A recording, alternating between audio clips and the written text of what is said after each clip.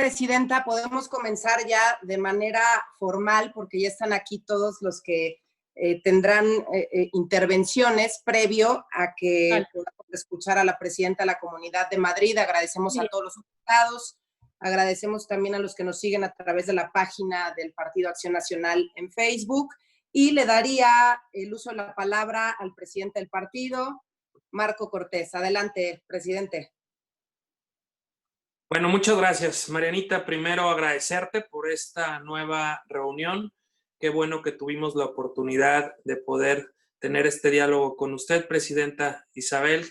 Agradecemos mucho su espacio. También agradezco a nuestro coordinador nacional de gobernadores. Es muy importante que esté con nosotros Martín Orozco, gobernador de Aguascalientes, a nuestro coordinador nacional de alcaldes, Enrique Vargas del Villar. Y bueno, como usted ya sabe, el PAN acá en México representa la primer fuerza de oposición política en México. Gobernamos 10 de los 32 estados de la República. He estado aquí con vosotros. Exactamente. En la sede nacional estuve en México DC y después en Baja California. Ah, bien. Por ustedes, hace 2 años. Oh, qué bueno, qué gusto. Conozco muy bien y conozco hasta las instalaciones. Sí, sí.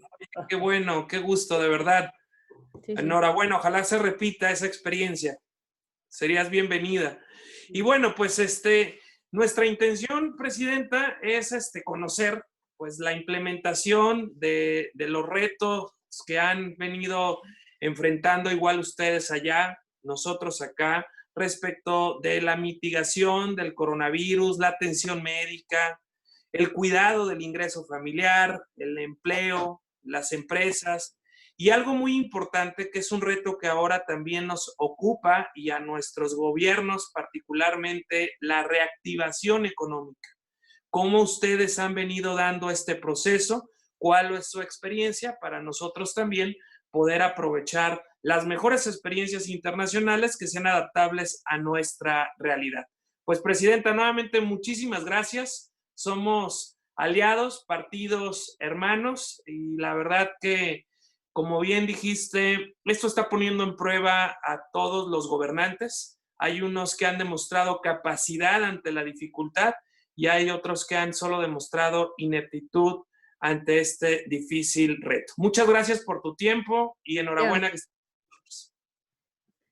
Muchísimas gracias, presidente. Ahora vamos con la intervención de Martín Orozco Sandoval, que es nuestro gobernador de Aguascalientes, presidente de la Asociación de Gobernadores de Acción Nacional de la GOAN. Adelante, Martín, y muchísimas gracias. Sabemos que estás en territorio también trabajando para combatir el COVID-19. Gracias por estar con nosotros. No te escuchas, gobernador. Activa el micrófono, por favor. Sí. Buenos días, buenas a todos. Gracias, presidenta. Gracias, Mariana, presidente. Muchas gracias por la invitación. Y bueno, vamos a hacer los primeros comentarios referentes al COVID-19. Un poco la cronología que quiero plantear es con un antecedente, porque seguramente la presidenta va a entender muy bien la situación, como dijo, en estos gobiernos populistas. En enero, el presidente Andrés Manuel presenta un programa de salud para todo México, donde su principal objetivo era centralizar todo el poder de la salud. Y en pocos días se demuestra que lo que a él le toca en el sector salud tiene una gran deficiencia y que lo que nosotros como Estado, los 9 gobernadores de GOAN, trabajamos para defender el sector salud estatal, pues somos los que hemos dado mejores cuentas ahora en esta crisis de COVID-19. Aquí demostramos que centralizar las facultades de salud no era lo conveniente, a pesar de que él sigue en ese proyecto. 5 de los 9 gobernadores de Acción Nacional no firmamos el INSABI, por lo cual estamos orgullosos de nuestro sistema de salud, porque somos los que hemos demostrado que la crisis la hemos sacado nosotros. Ese como antecedente en enero. Aguascalientes es un estado, presidenta, para que un poco se ubique, de 1.300.000 habitantes. Prácticamente en México, los 32 estados hicieron su estrategia en lo particular. No tenemos ni una sola indicación de parte del gobierno federal. Lo único que vivimos del gobierno federal son sus mañaneras aburridas, con números que prácticamente alimentan con lo que los estados les proporcionamos. Ni una mínima estrategia, pero lo peor aún, ni un mínimo peso para poder enfrentar el tema de la crisis.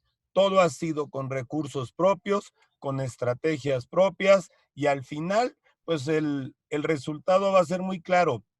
¿A quién se le murió menos gente y quién perdió menos empleos? Y ahí es donde se va a ver qué estrategia funcionó entre los 32 estados. ¿Qué hemos hecho? Así rápido, por los tiempos. Nosotros en Aguascalientes, con esta población pequeña en un territorio muy pequeño de 5,000 kilómetros cuadrados, el antecedente, digo, primero fue una gran difusión para que la sociedad entendiera que es real, que existía el coronavirus, que no era solamente un tema mediático o que estaba muy lejos de nosotros, como en China o en Europa. Primero, una gran difusión que era al tiro con el coronavirus. Posteriormente, una mesa de especialistas, todos los epidemiólogos del sector salud del estado, más invitamos al sector salud federal, que aquí tiene el IMSS y el ISSSTE con unas carencias impresionantes. Posteriormente, la preparación de nuestro capital humano. Sabíamos que el que menos tenía que sufrir eran nuestros doctores y enfermeras, y eso hicimos, y demostramos en este momento que prácticamente en el sector salud del estado de Aguascalientes no tenemos ningún brote, o sea, no tenemos ningún problema en nuestros 6 hospitales. Los problemas de brotes están en los 3 hospitales que pertenecen al gobierno federal. Luego, ¿qué hicimos? Equiparnos con todo lo necesario. Nunca Aguascalientes estuvo con un problema de pruebas. Compramos las pruebas suficientes, tenemos programadas la llegada de más pruebas, y mientras otros estados y la federación no sabían ni qué hacer con las pruebas, nosotros ya estábamos preparados en pruebas y haciendo pruebas. Posteriormente, ¿qué hicimos? El filtro sanitario en aeropuertos, central camionera donde llega todo el pasaje en camión y todas las entradas del estado. Cuando apenas estas medidas se estaban anunciando en la federación, prácticamente mi estado en 3 semanas antes ya tenía todas estas medidas. ¿Y cuál fue la apuesta de prevención? Pruebas, pruebas, pruebas, pruebas. Teníamos pruebas y nos dedicamos a hacer pruebas. Tenemos en este momento el segundo estado, somos de los 32, el segundo estado en aplicación de pruebas per cápita. Somos el 5º estado realmente en detectar la positividad de las pruebas, y somos el primer estado con menos mortandad de los que tenemos detectados como positivos.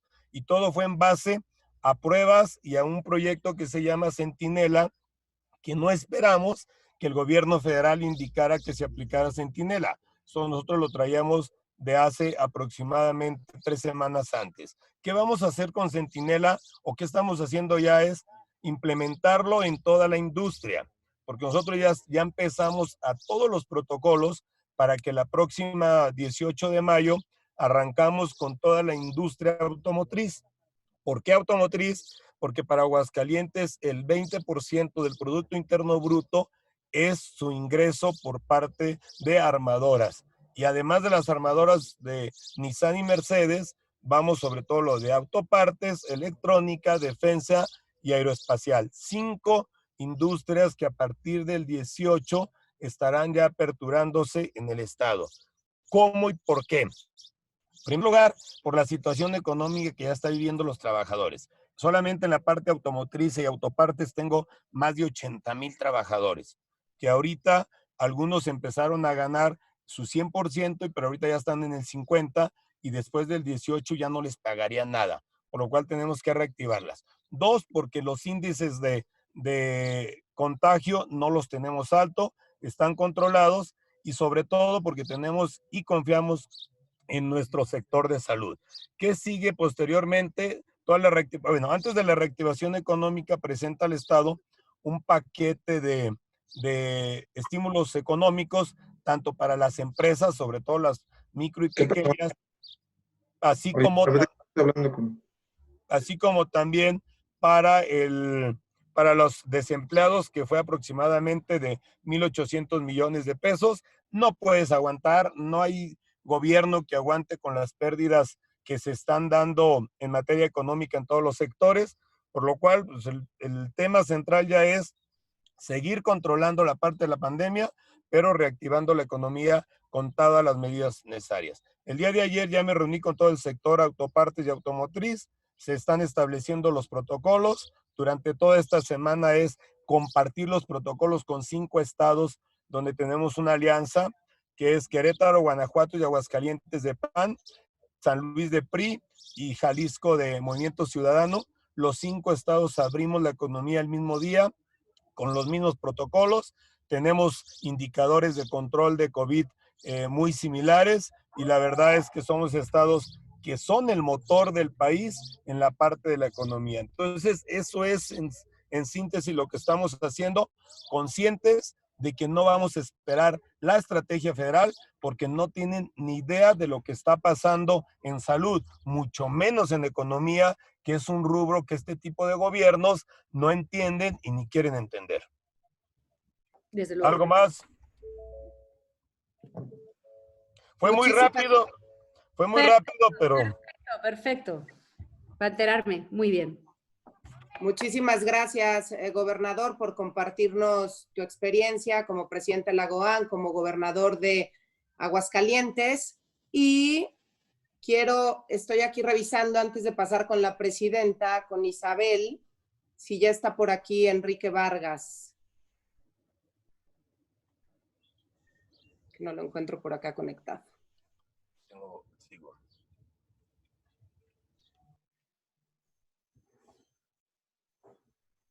Creo que tuvo problemas para la comunicación.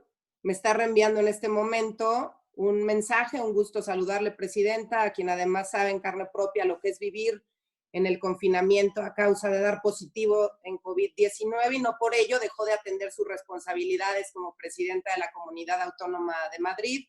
Es por ello que especialmente reconoce y reitera que nunca abandonó sus responsabilidades como presidenta de la Comunidad de Madrid, más aún desde el inicio de esta pandemia mundial.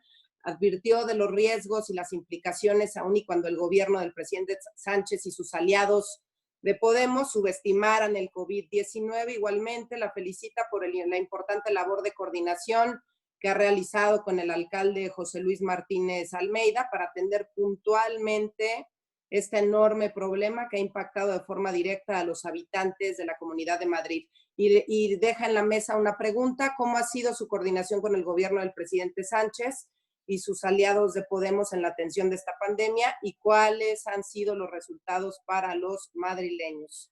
Muchísimas gracias a Enrique Vargas, alcalde de Huixquilucan y presidente de la Asociación Nacional de Alcaldes. Bueno, y ahora pasaríamos con la presidenta Isabel Díaz Ayuso, agradeciendo a todos los que están conectados. Les voy a compartir una breve semblanza para los que no la conocen, y para los que sí la conocen, pues recordarles esto: licenciada en periodismo, diploma de estudios avanzados por la Universidad Complutense de Madrid, tiene también un máster en comunicación política y protocolo, ha trabajado en departamentos de comunicación de varias empresas y fundaciones, así como en emisoras de radio, prensa digital en España y otros países. Fue elegida diputada en la Asamblea de Madrid en 2011 y renovó su acta en esta Cámara en las elecciones de 2015 y 2019, siendo en 2015 portavoz adjunta del Grupo Parlamentario Popular en la Asamblea. En el gobierno autonómico ha sido viceconsejera de Presidencia y Justicia. Hoy es la presidenta de la Comunidad de Madrid. Isabel, es un gusto que estés aquí con nosotros. Sabemos que fue muy complicado, que estás en un día, que has tenido un día de mucho ajetreo, una semana de mucho ajetreo por las complicaciones, y bueno, pues te hemos seguido de manera muy puntual en los medios de comunicación, en tus redes sociales ya desde hace algunos años, así es que bienvenida, esta es tu casa. Adelante. Muchísimas gracias a todos en primer lugar. Deciros que para mí es un honor estar con ustedes hablando en este tiempo tan importante. Para mí el PAN ha sido siempre un partido hermano y además así me lo demostraron cuando tuve el placer de estar hace aproximadamente 2 años allí precisamente en México, donde compartí una semana excepcional. He estado buscando fotos y he encontrado una. Luego se la enviaré en la sede nacional allí. Claro. Y la verdad es que lo pasamos muy bien porque somos partidos políticos que tenemos muchísimas similitudes, pero tantas como incluso el tipo de la gente joven, el equipo joven que tienen ustedes, o por ejemplo la delegación de mujeres, nosotros también la tenemos igual, es decir, que las estructuras de los partidos son idénticas y pensamos todo de manera muy parecida, ¿no? Y entonces recorrimos varias sedes y en todas siempre tuve la sensación de que estaban las mías. Y es algo que me ha pasado con pocos partidos políticos, es muy interesante. En el tiempo que yo estuve allí, estaban ustedes en elecciones y Morena se estaba presentando. Y fui a advertirles, pero evidentemente son imparables, ¿no?, de los riesgos del populismo, porque es gente que gestiona los sentimientos, son personas que prometen al pueblo, que hablan a masas, que hablan de problemas complejos con propuestas sencillas. Tenían las mismas imágenes que Podemos en España, eran tan parecidos que incluso los carteles, las imágenes son las mismas.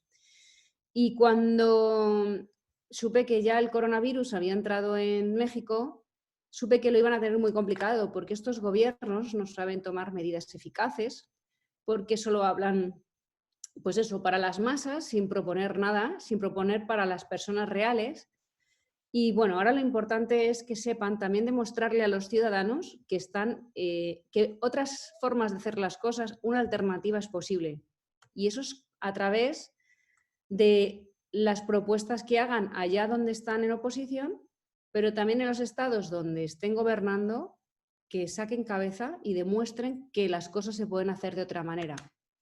Que es lo que a mí me ha pasado en la Comunidad de Madrid. Ante un gobierno en España que no actuó jamás a tiempo, que no tuvo ningún tipo de estrategia, Madrid, a pesar de haber sido fuertemente golpeada, sí la tuvo, porque estaba en manos de un gobierno del Partido Popular, del PP, que supo tomar medidas. Y si hubiéramos tenido una estrategia de país, las cosas hubieran sido muy diferentes. Por eso es muy importante que aprovechen también para demostrarle a la gente, no haciendo politiqueo, pero sí es importante que vean qué diferentes somos unos y otros. Y eso se hace con una buena gestión y ahí tienen oportunidades. El COVID-19 se llama COVID-19 porque empezó en diciembre del 2019. Se llamaba coronavirus diciembre 19. Esto significa que este virus ha estado por todo el planeta desde entonces. Lo que pasa es que no hemos sido conscientes hasta que ya la gente estaba muy contagiada. Y es lógico porque China tiene una población inmensa, es la más alta del mundo, y es inevitable que en un gobierno comunista, que no cuenta la verdad tampoco, como todas las izquierdas cuando gobiernan, era inevitable que esto estuviera propagándose por todo el planeta. ¿Cómo no va a hacerlo con cantidad de chinos que hay por todo el planeta? Esto ha viajado en aviones, ha ido por un lado y por el otro. El coronavirus, normalmente este coronavirus, hay muchos coronavirus, este en concreto, el COVID-19, es muy complicado porque a cada paciente le deja un síntoma distinto y además enseña la cara cuando una persona ya se ha contagiado a lo mejor hace 2 días o 15. Nosotros hemos tenido un drama en residencias de ancianos porque a lo mejor de repente aparecía en una residencia y en un mismo día fallecían 5 ancianos de golpe. Entonces, es muy difícil ponerle remedio porque es un virus con el que todavía no hay vacuna, todavía no hay cura, pero sí que hemos aprendido una serie de cosas. Entonces, ¿qué sabemos de él? Sabemos que es curioso, pero genéticamente hemos comprobado en el hospital de IFEMA que los latinos, los hispanos, también los españoles y ustedes tenemos un componente genético que lo hace más propicio. Es decir, que nosotros además nos contagiamos de una manera muy parecida y en masa. Yo entré en el hospital de IFEMA, casi la mitad de la población eran latinos, de Colombia, Ecuador, México, por algún motivo que se tiene que estudiar. Pero el caso es que cuando el virus llega a un país, lo normal es que haya un contagio masivo, porque hemos desconocido que el virus ya estaba. El virus entre enero y febrero ya habrá matado a mucha gente y seguramente ustedes tampoco lo sabrían. El problema es cuando empieza a haber pacientes graves, porque normalmente en el 80% de los casos las personas contagiadas o no tienen síntomas o tienen síntomas muy leves. El 15% son pacientes que están graves y aproximadamente el 5% muere. El éxito radica en poner medidas a tiempo para que los pacientes graves no vayan a más y puedan ser hospitalizados. Pero la proporción es esta. Entonces, si en México se han contagiado 2 millones de personas, ya van a saber el número de muertes aproximadas que van a tener. Entonces, lo que hemos aprendido es que el COVID-19 lo único que necesitas es tiempo para adelantarte y separación entre personas, de manera que el virus no se pueda propagar. No hay otra. Y luego mucha protección. Entonces, nosotros lo que hemos decidido al final es que tenemos que empezar a salir adelante porque en ciudades como Madrid, con 4 millones de personas, no deberíamos salir nunca más de nuestras casas para no contagiarnos. Y esto no puede ser. Entonces, mientras viene una vacuna o una cura, lo que hemos aprendido es que el material de protección, si es bueno y es de calidad, funciona y funciona muy bien. El hospital de IFEMA, que ha sido un milagro en el mundo, ha curado a 4.000 personas.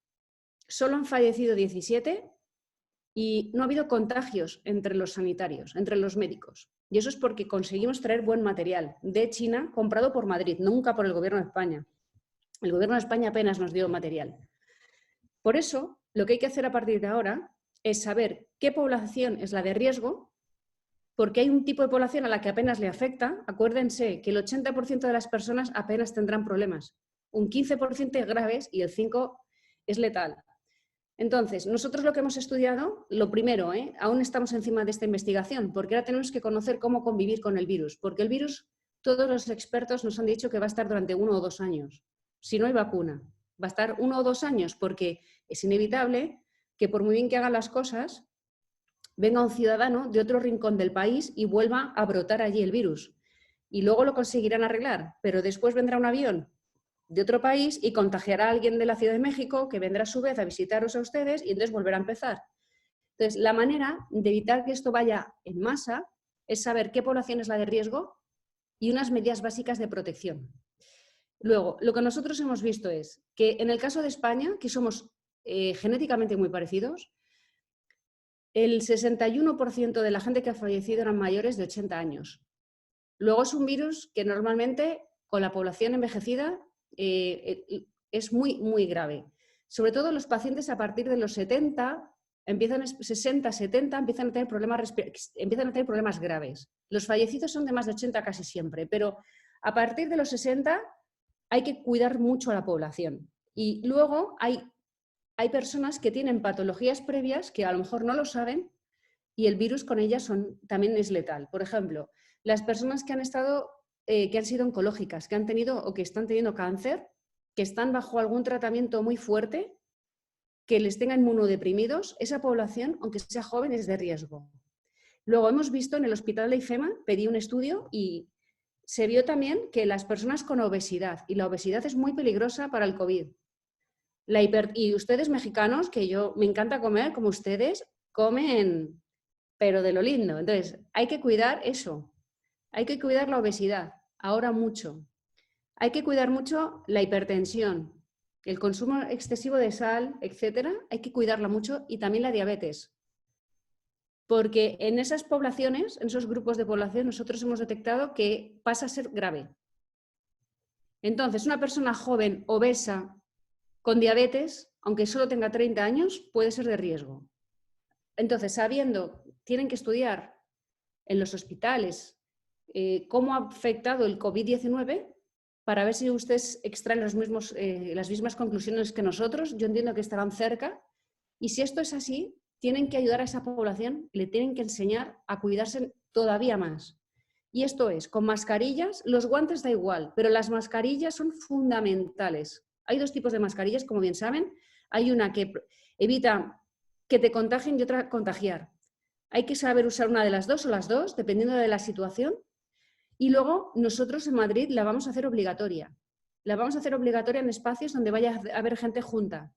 En los espacios públicos va a ser obligatorio, aunque es muy incómodo, va a ser obligatorio convivir con mascarilla durante un tiempo, porque de lo contrario volvemos atrás, volvemos a tener muchas muertes y nos volvemos a quedar en nuestras casas. Y eso es letal para la economía y para la vida.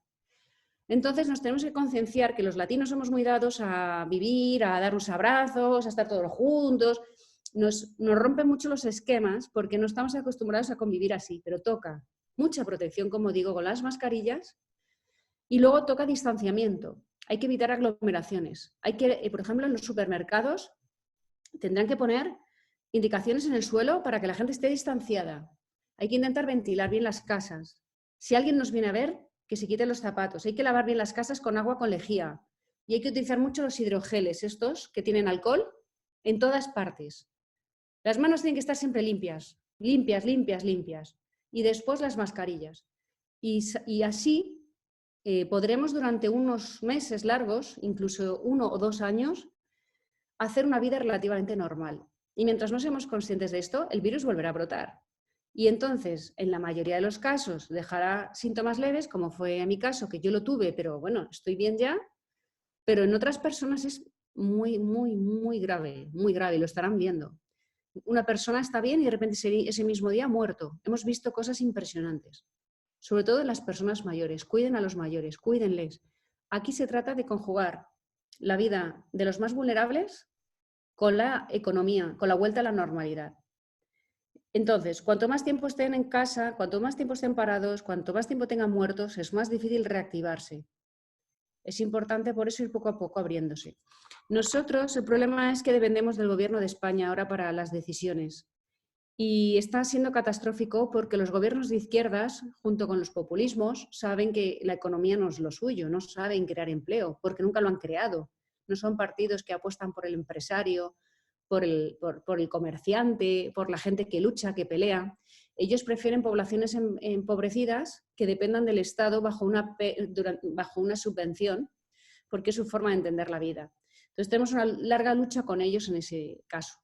Pero Madrid es una autonomía, una región, es como un Estado dentro del país, que siempre ha apostado por bajos impuestos, por ayudar a las personas que emplean y por defender la libertad individual como el motor principal de las vidas de las personas. Y eso nos ayudará a salir de aquí pronto. Nuestras ayudas están yendo sobre todo para las personas que crean empleo, para que tengan facilidades. Y lo que queremos hacer ahora son proyectos nuevos. Vamos a crear, por ejemplo, uno que se llama Madrid Nuevo Norte, que va a duplicar la ciudad hacia el norte, va a ser un gran desarrollo.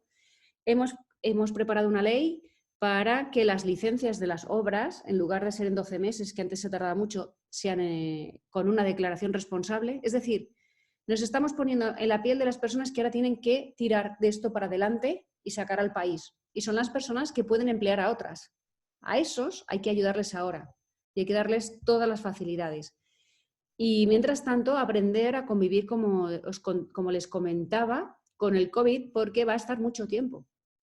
Y entonces, incluso en municipios donde ustedes no tienen problemas, de repente, un día pueden encontrarse con que se han muerto 4 personas.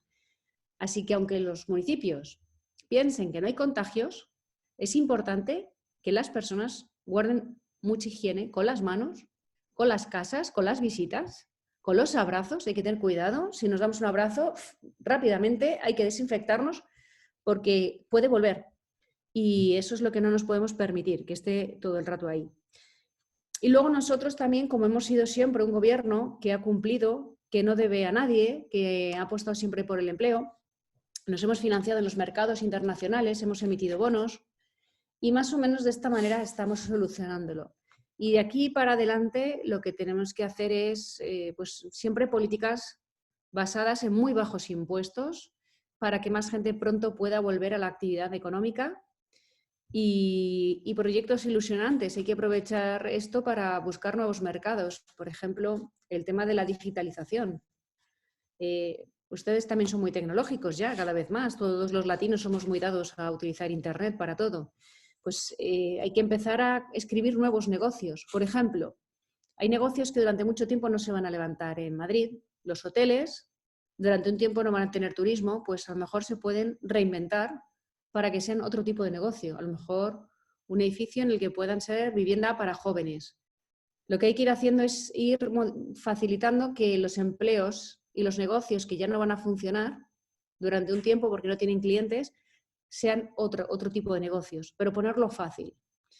Y con ayudas estatales que son necesarias, porque si no los estados por debajo no van a poder. El gobierno de la nación van a tener que inyectarles dinero de alguna manera, claro, porque si no es difícil que las personas que lo han perdido todo puedan empezar de nuevo sus negocios.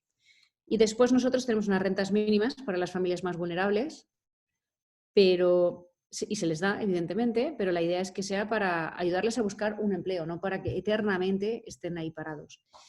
Así que básicamente esto es lo que hemos aprendido nosotros del COVID en Madrid, y el gobierno de la nación con nosotros no se ha portado especialmente bien, eso es así. Han activado todo tarde, ha sido un país que ha actuado tardísimo, pero que tampoco ha sabido comprar material, no ha protegido a sus profesionales sanitarios, a sus médicos, y está muy mal gestionado porque es un gobierno que ha pasado de tener 13 ministerios a 22 para meter a todos los populistas, tiene descoordinación y casi todas las propuestas que hacen son siempre para darle dinero al ciudadano para que se quede en la pobreza dependiendo de ellos. Son esas políticas que aplican ellos. Así que nos entendemos regular porque hemos estado muy solos y ahora han emprendido una campaña contra Madrid para intentar acabar conmigo y con todo lo que hemos hecho en Madrid y de esta manera limpiar su historial, ¿no? Y que parezca que hemos sido todos iguales, pero la gente lo sabe y no hemos sido todos iguales. Y ahora lo que me toca es aguantar un poco estas calumnias. Están siendo unos días muy duros, pero creo que, bueno, luego todo se coloca y la gente, ahora cuando vienen los problemas de verdad, sabe distinguir los partidos que gobiernan seriamente de los que hacen política barata, como Morena, que son partidos que prometen y no saben gestionar. Y el tiempo nos dará la razón, pero es verdad que esto es difícil por ahora y estamos en ese momento complicado en el que hay que dividirnos entre la lucha por la vida, que es lo más importante, y la economía, porque sin ella no se pueden pagar los servicios públicos y seguir adelante. Y espero que acertemos. Muchísimas gracias, Isabel. Nos hacen aquí, te hacen a ti más bien algunas preguntas en el chat y yo quisiera compartirte un par de inquietudes. Primero, con el tema del turismo. Madrid recibe millones de turistas al año. ¿Cómo piensan recuperar paulatinamente esta importante fuente de ingreso? Esto por un lado. Y también bajo el esquema de regresar a la normalidad, ¿qué porcentaje de la población terminará contagiada en un año? Porque te hemos leído en estos días en los medios de comunicación y has señalado que si queremos 0 contagios, pues tendrían que quedarse todos, el 100% de la población en su casa. Y esto es complicado porque hay que reactivar la economía y hay que la vida sigue adelante. Entonces, en estos 2 rubros, ¿qué nos puedes comentar? Gracias. Bueno, con el sector del turismo lo que estamos haciendo ahora es preparar campañas para que al menos haya turismo nacional, para que vayamos a las costas, para que las personas de la costa conozcan el interior. Vamos a intentar de alguna manera que mientras haya unas separaciones y un pequeño distanciamiento podamos activar esto. También lo que tenemos que hacer es dar confianza y demostrar que somos una comunidad segura, que controla la epidemia, y apostar por nuevas ferias internacionales, reinventarnos desde el punto de vista cultural. Por ejemplo, estamos pensando en grandes espacios para hacer cine de verano en coches, para hacer teatro al aire libre. Vamos a aprovechar el verano en Madrid, que es muy bueno para hacer muchas actividades culturales fuera. Y mientras tanto, pues ir dando confianza. Y el turismo es un sector que nos va todavía a afectar mucho, pero hay islas, las Canarias, por ejemplo, que no han tenido apenas contagios. Habrá que empezar a abrir la mano al turismo con cuidados, con controles en los aeropuertos y ya. Y por la parte de la normalidad, ahora hemos cambiado, hemos reestructurado la Consejería de Sanidad y hemos puesto al frente a la persona que ha dirigido el hospital de IFEMA. Me está preparando un estudio de la epidemia para ver cómo va a evolucionar en el próximo año. Pero esto va a pasar sobre todo por hacer unos test selectivos a las personas que trabajan al frente de la sanidad y las personas que trabajan al frente de las residencias cuidando a ancianos. Y después vamos a hacer test en las empresas para que las personas que no están contagiadas empiecen a trabajar, las que sí lo están puedan trabajar por teletrabajo desde sus ordenadores, desde sus domicilios. Y nosotros consideramos que quizás Madrid le va a pasar a casi todas las capitales mundiales. Yo creo que México DF a lo mejor va a estar más contagiada porque tiene más densidad de población y porque es una puerta al mundo desde su país, de su país al mundo, ¿no? Le está pasando mucho a Nueva York, también a Londres, pasa donde hay densidad de población y tienen el aeropuerto principal del país.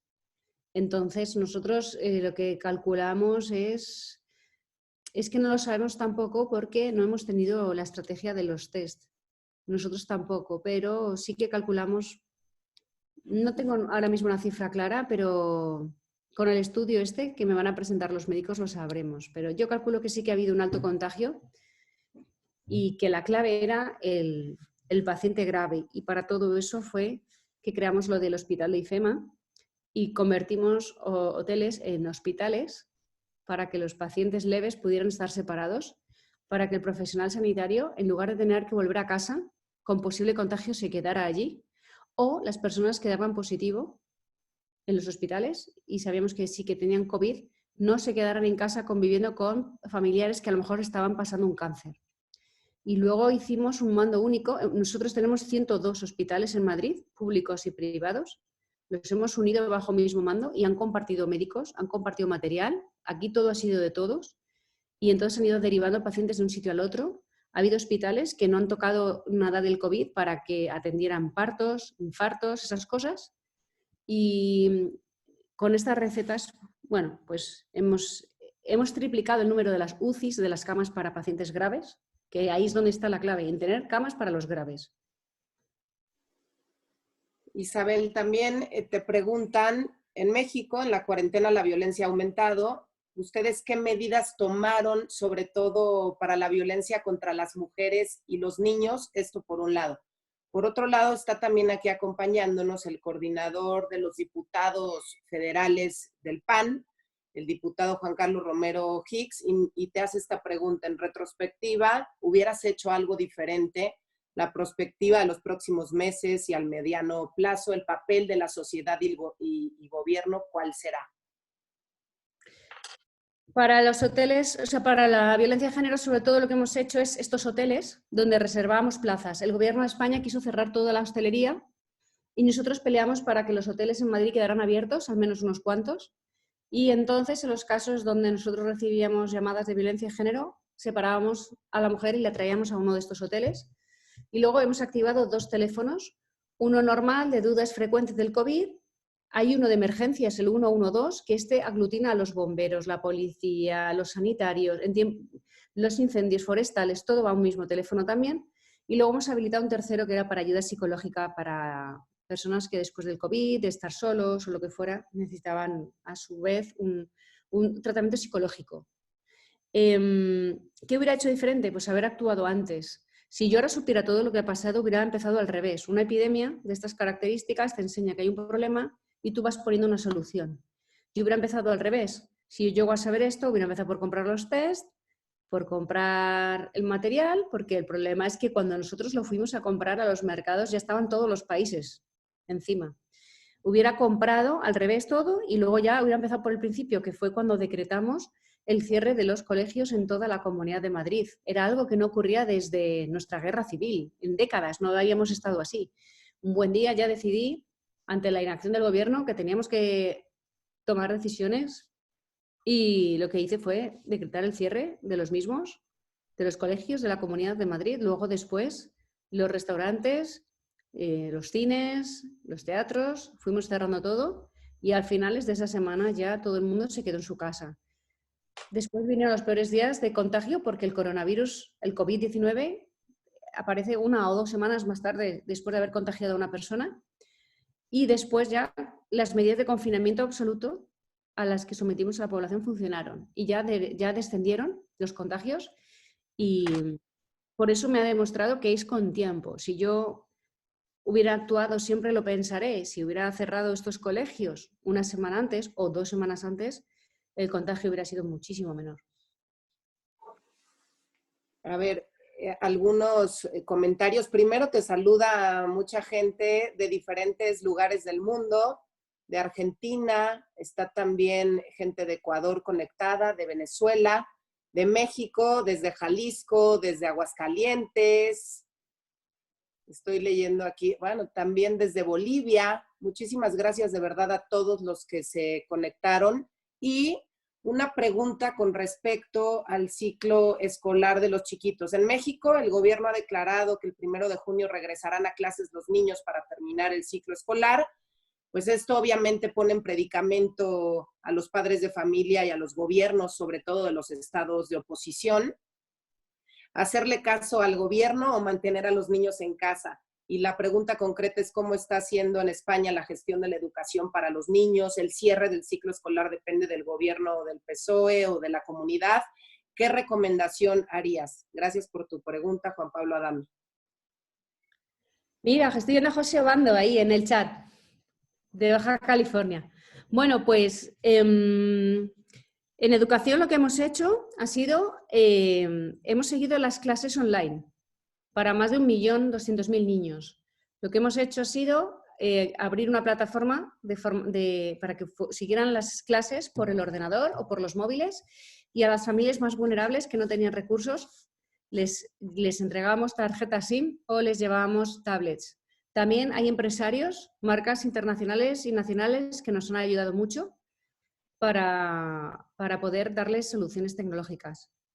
Lo que hemos hecho también es que nosotros hemos seguido las clases porque no queríamos dar por perdida a una generación por culpa del COVID, y lo que hemos intentado ha sido también que en esta última evaluación nuestro sistema educativo se divide en 3. En la tercera evaluación, que es donde los alumnos han tenido que estar en sus casas, le hemos dado la responsabilidad al profesor para que cada uno evalúe como considere. Unos querrán hacer exámenes a través de videoconferencia, otros a través del teléfono, otros en persona, con precauciones, y otros con trabajos. Porque el profesor consideramos que es la persona que mejor conoce a cada uno de sus alumnos y sabe cómo se ha esforzado. Luego tendrá que hacer una nota media entre la primera evaluación, la segunda y esta última para decidir si pasa o no de curso. Pero no queremos tampoco darles por perdidos, porque hay algunos que no están preparados para pasar de curso y otros, sin embargo, que se han esforzado mucho, han hecho los deberes, han trabajado, han aprendido más y necesitan una calificación. Y luego hay una serie de alumnos que promocionan, es decir, que tienen que pasar un examen para ya sin suspensos para pasar un ciclo nuevo, y para ellos vamos a intentar que durante unos días con espacio, para que estén separados con precaución, puedan volver unos días a clase antes de los exámenes. Y después nosotros tenemos un examen que es la EBAU, que es una selectividad para pasar a la universidad, y lo que vamos a hacer es en IFEMA, que es el hospital que habíamos creado, es un recinto ferial donde se celebra FITUR, que es la Feria Internacional de Turismo, donde se hizo, por ejemplo, hace pocos meses la primera pasarela del mundo en 5G. Es decir, es un sitio que se transforma constantemente. Pues, por ejemplo, allí se celebró las jornadas de medio ambiente de la COP, de finales de la COP que se iba a haber celebrado en Chile.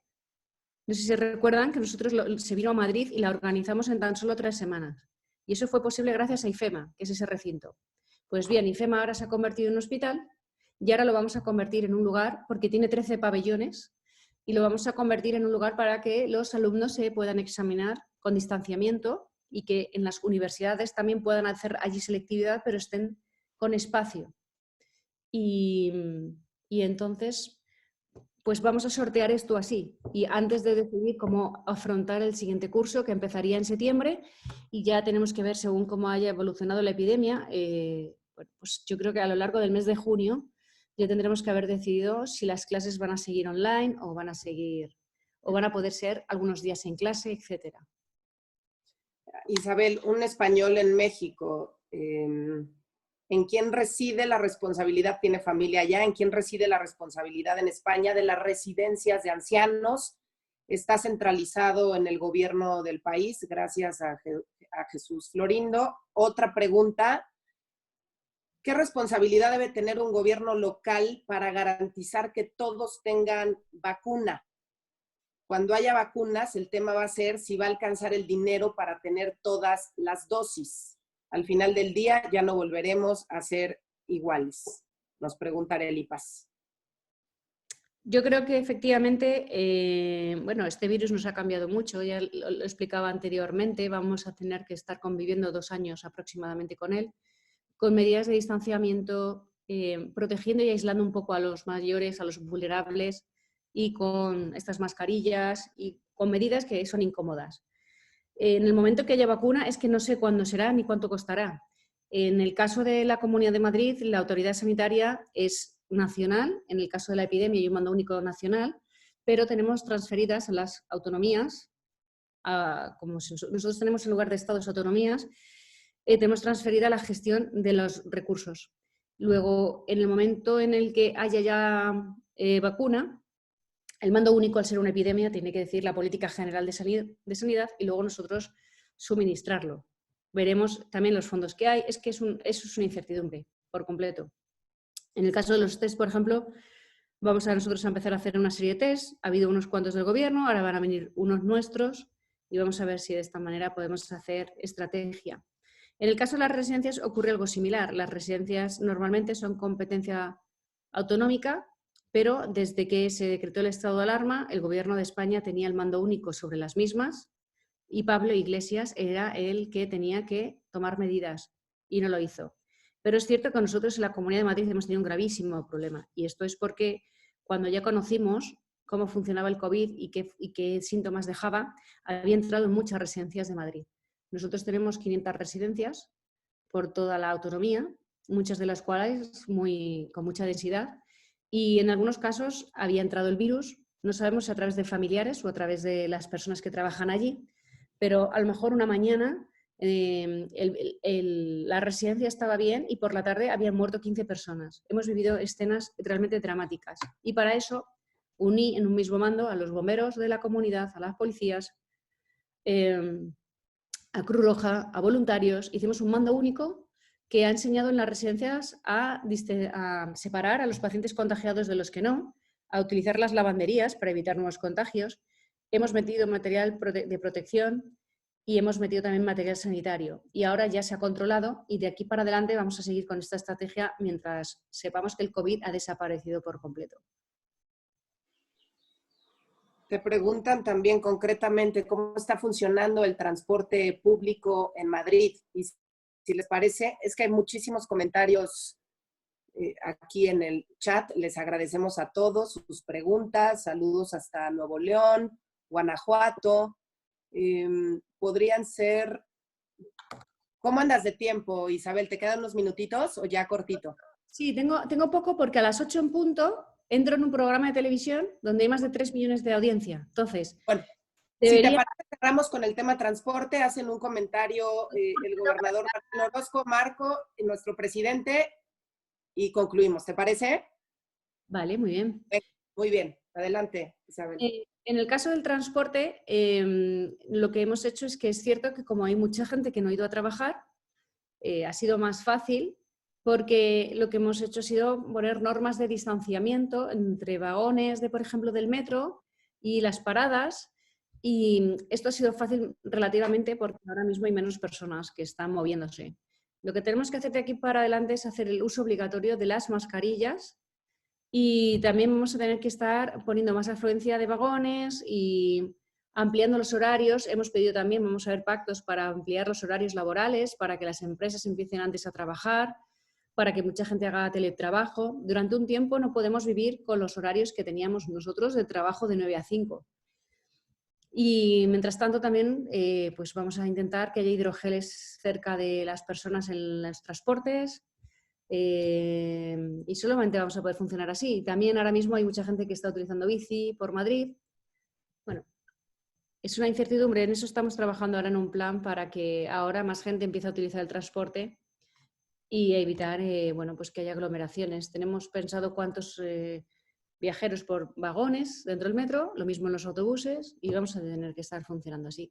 Va a haber durante un tiempo más personas que utilicen su vehículo particular cuando vayan a trabajar, pero ya les digo que esto va todo en cadena. Vamos a intentar, por otro lado, que más personas eviten un traslado porque pueden trabajar con su ordenador o que no lo hagan a las horas de siempre. También he defendido siempre que no hay dos familias iguales ni dos personas iguales, cada uno se tiene que empezar a confeccionar sus horarios a su manera. Y yo creo que este virus nos ha demostrado que vamos a tener que funcionar así un tiempo para que de una u otra manera recuperemos un poco la normalidad y no nos empobrezcamos más y podamos seguir generando empleo y cuidando lo más importante que tiene el hombre, que es la vida. La salud es lo más importante y siempre ha de primar por encima de todo. Muchísimas gracias, Isabel. De verdad agradecemos tu tiempo y agradecemos a todos los diputados federales que están aquí conectados, a los alcaldes, panistas también, a algunos comunicadores que también te están saludando, y pasamos ahora con el gobernador de Aguascalientes, Martín Orozco. Adelante, Martín. Gracias, Mariana.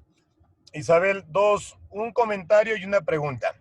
El comentario es algo que dijiste muy importante, es la reactivación económica en base a la disminución de impuestos y a emitir bonos, o sea, deuda.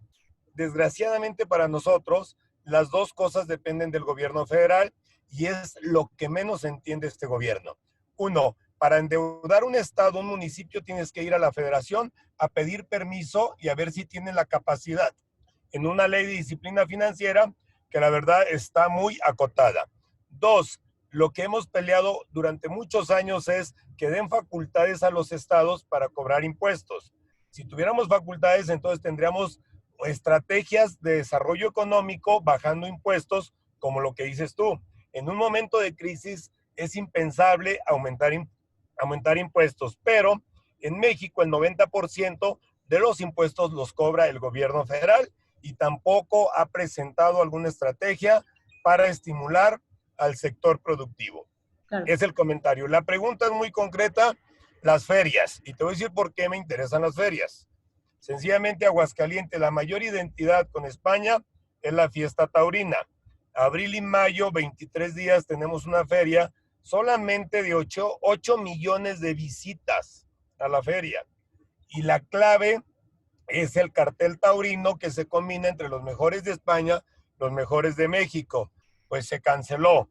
¿Habrá reanudación de las ventas o cualquier otra feria ahí contigo? Porque depende mucho de la feria de España, la feria de Aguascalientes.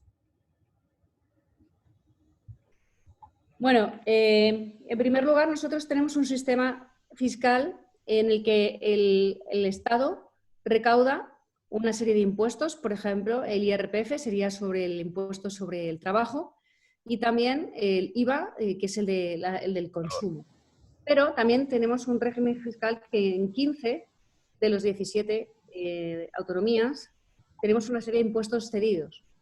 Y nosotros, en este caso, los que son propios de Madrid, los hemos eliminado prácticamente o los tenemos bonificados en su mayoría.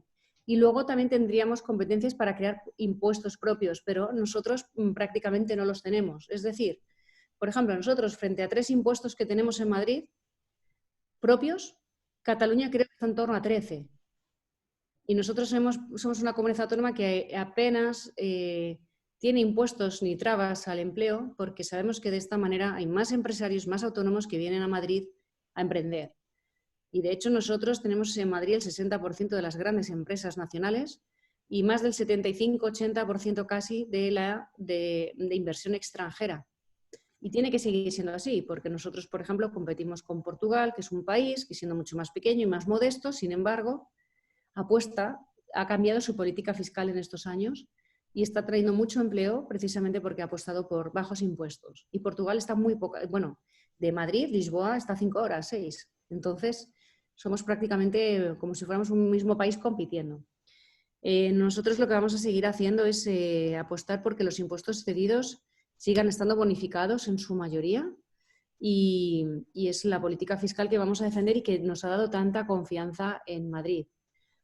Sobre las ferias taurinas, la feria más importante de España, que es la del mundo también, la de San Isidro, Este año ha sido imposible que haya funcionado. Es normal porque, bueno, tenemos todavía el problema de la epidemia. Además, todavía no hemos pasado de fases para que los ciudadanos puedan recuperar un poco la actividad normal. La siguiente feria importante es la de otoño y tendremos que ver qué vamos a hacer entonces. Desde luego, si la de otoño se pudiera abrir, esto sería bajo unas circunstancias muy concretas. Habría mucho menos aforo para que hubiera distanciamiento entre espectadores y luego todos tendrían que obligatoriamente ir con sus mascarillas, etcétera. Y luego habría que hacer test a todos los toreros. Bueno, en esas circunstancias se puede empezar a ver y desde luego que se retransmita por televisión. Esa es una de las soluciones. Pero estos son temas que tendremos que valorar en estas semanas. Gracias. Gracias, presidenta. Adelante, presidente Marco Cortés. Muchas gracias, Mariana.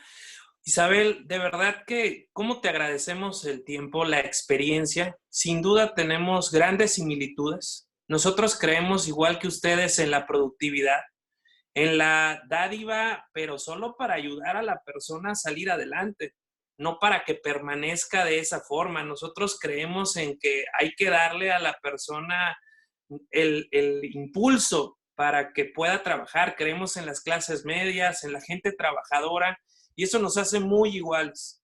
Creemos que hoy lo que se debe de hacer es generar estímulos. Lamentablemente, igual que allá, tenemos un gobierno federal que no ha apoyado en absolutamente nada a nuestros gobernadores, no ha apoyado a nuestros alcaldes. Un peso más adicional no se ha dado ante esta situación absolutamente extraordinaria. Se ha actuado con mucha lentitud, mientras nuestros gobiernos empezaron a tomar decisiones de previsión, de mitigación, de apoyo a las empresas, a la gente que se queda sin trabajo. El gobierno federal atrás y lento. Es triste la realidad. Sabemos también, porque hemos venido leyendo notas de los ataques, Isabel, a los que tú has sido sujeta, y te decimos también que no estás sola. Aquí está toda la comunidad latina respaldando las buenas gestiones de los gobiernos. Estos gobiernos han puesto a prueba a quien sí sabe gobernar, a quien sí sabe tomar decisiones en difíciles circunstancias. Ya lo decía el gobernador Martín Orozco, nuestros estados son los que tienen no solo ahorita los mejores resultados en materia de enfrentar el COVID, no, son los que tienen antes los mejores resultados en la generación de trabajo, en el mejor desempeño, en transparencia. Y de verdad nos sentimos muy orgullosos del Partido Popular, porque también ha hecho muy bien su trabajo y vaya que ha apoyado al gobierno. Y se los ha dicho de forma reiterada. Se les ha apoyado sin recato, se les ha buscado ayudar, pero tristemente, igual que acá, el gobierno no se deja ayudar. Nuestros gobernadores, nuestros diputados, senadores, el partido. Hemos convocado acá al gobierno federal a un gran acuerdo nacional para tratar de ir juntos, pues cosa que no ha ocurrido. Tenemos situaciones muy similares, tenemos un proceso muy complicado, pero como bien dices, Isabel, estoy seguro que vamos a salir adelante con buenas ideas, con buenas gestiones, con buenas decisiones como las que tú estás tomando allá y que nosotros estamos haciendo y asumiendo a nuestros gobiernos. De verdad, Isabel, muchas gracias. Ojalá que pasando esto nuevamente visites México y nos compartas esta experiencia. Sin duda hay mucho por poderle informar a la gente. Esa es nuestra mejor arma, decirle a las personas qué es lo que nosotros estamos haciendo ante la difícil situación, qué es lo que propusimos, para que no caigan en el populismo, en el engaño, para que no caigan en el clientelismo. Concluyo solo para que tú sepas. Ahorita hay un dispendio de recursos públicos, pero sin ningún sentido que genere algún tipo de productividad, o recursos que están enfocados a proyectos que no son del interés nacional, pero sí ideológico de quien nos gobierna. Y ese es parte del problema que hoy tenemos.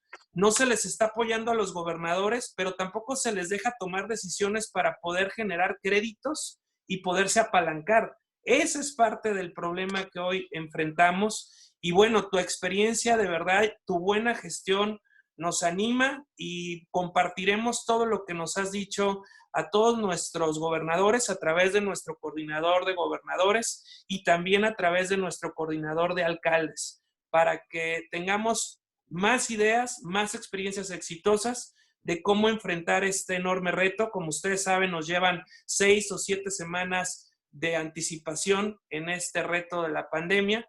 Entonces tenemos mucho por aprender. Para nosotros apenas va a llegar la parte más difícil y por lo tanto llegan muy oportunos todos estos consejos que nos has dado el día de hoy. De verdad, a nombre del Partido Acción Nacional, te agradecemos mucho, Isabel, que el día de hoy hayas estado con nosotros.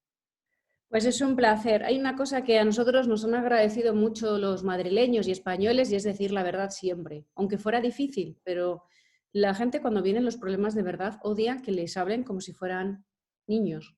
La gente quiere saber lo que va a pasar, qué está sucediendo, cuáles son los siguientes pasos.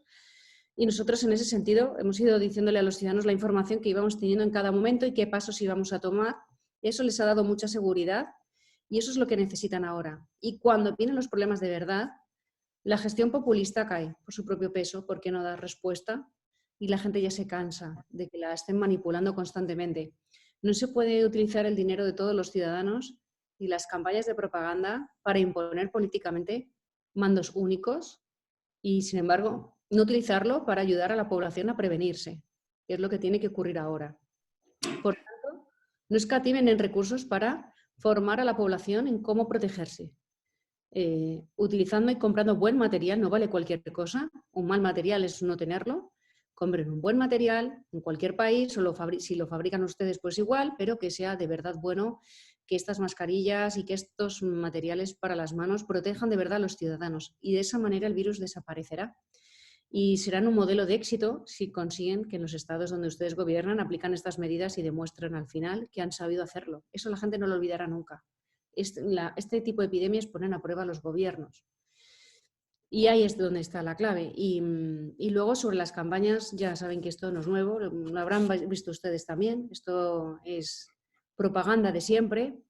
Yo tengo días que evidentemente te cuesta más porque son ataques personales y entonces es todo el día, todo el rato siendo sometida a campañas nacionales, siendo yo al final una autonomía. Pero por otro lado no estoy sola y hay veces que cuando voy a la calle y hablo con otros ciudadanos, me lo dicen y me lo transmiten también a través de internet, que no estoy sola y esa sensación es maravillosa porque al final pienso que no me tengo que despistar, que tengo poco tiempo para tomar medidas acertadas, muy difíciles porque al final la economía y la vida en estos momentos tienen que estar unidas y de nuestras decisiones está no solo que no vayamos a peor en la economía, sino que se salven vidas. Y intento todos los días pensar en eso y no entretenerme en lo que ellos quisieran, para que parezcamos todos iguales. No somos todos iguales, ni quiero, ni voy a caer en eso. Entonces, la fortaleza me la da el pensar hacer las cosas bien para tener más sentido que nunca la política. Yo siempre estoy diciendo en estos días que esto es lo más duro que he vivido jamás y sin embargo es de lo que me siento más orgullosa y más honrada. Nunca volveré a ser la misma después de esto. Hemos pasado tantas noches de dolor, hemos pasado situaciones tan difíciles que jamás podré haber estado tan orgullosa de haber estado aquí. Porque solo estar en política para cuando las cosas son fáciles no vale. Esto ha sido lo más duro de mi vida y sin embargo es lo que más sentido le ha dado a mi vocación política y a partir de aquí no tengo miedo a nada, no me importa lo que pase, porque lo peor ya ha pasado. Cuando ha habido noches enteras, semanas enteras que en Madrid morían personas de 500 en 500, cuando tuvimos que gestionar, por ejemplo, convertir pistas de patinaje en morgues porque los servicios funerarios ya no daban de sí, eso ha ocurrido aquí. Hemos vivido escenas tan dolorosas, tan difíciles, que una vez que hemos salido adelante, las campañas de desprestigio me dan igual porque no se dan cuenta de que no me ofenden a mí. Y cuando intentan, por ejemplo, mofarse de mí, como me pasó hace una semana o dos, porque fui a una misa en homenaje a las víctimas, porque el Estado todavía no había decretado el luto oficial, se reían de mí. Y no se daban cuenta que a mí eso no me ofende, ofenden a las familias que han perdido a un ser querido, que no han podido despedirse de ellos en una circunstancia normal porque no hemos podido tener velatorios y que necesitaban un consuelo de ese tipo. Entonces, cuando al final maduras, porque la política te ha puesto a prueba, todo eso te importa menos. Pero sí que es verdad que esas campañas a veces desgastan y que le muestren a uno el apoyo como están haciendo ahora ustedes, para mí es muy importante porque luego no lo olvido, me sirve para los difíciles. Así que se lo agradezco de corazón. Pues muchísimas gracias, Presidenta. De verdad, gracias por tu tiempo. Sabemos que hiciste un enorme esfuerzo, tu equipo también. De verdad, muchas, muchas gracias. Y felicidades también por el Día de Europa. Eso es. Es un día importante hoy para ustedes. Muy bien, muchísimas gracias. Es un placer y cuenten conmigo para lo que necesiten. Igualmente, Isabel. Un abrazo muy fuerte. Muchas gracias a todos. A darle con todo. Gracias.